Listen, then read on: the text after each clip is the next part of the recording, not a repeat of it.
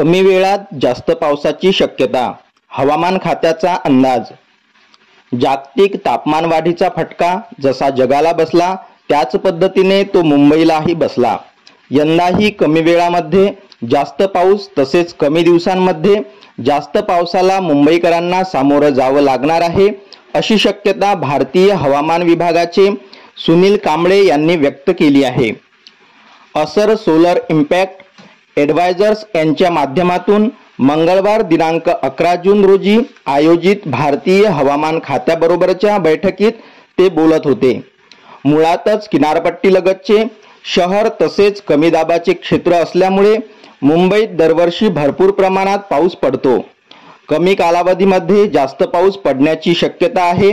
एक दिवस मुसळधार पाऊस तर पुढचे 8 दिवस पावसाचे नाव नाही, अशी स्थिती असण्याची शक्यता अधिक आहे।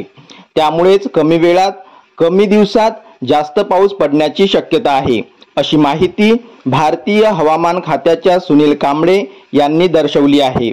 जुलै महिन्यामध्ये ही चांगल्या पावसाची शक्यता वर्तवण्यात आली आहे। मराठवाड्यापर्यंत मान्सूननं मजल मारली असून पूर्व विदर्भ अजूनही मान्सूनच्या प्रतीक्षेत आहे। पश्चिम विदर्भात मान्सून दाखल झाला असून यवतमाळ, वाशिम, बुलढाणा, अकोला या जिल्ह्यात पावसानं हजेरी लावली आहे। मात्र पूर्व विदर्भासाठी अजूनही पावसाची प्रतीक्षा कायम आहे।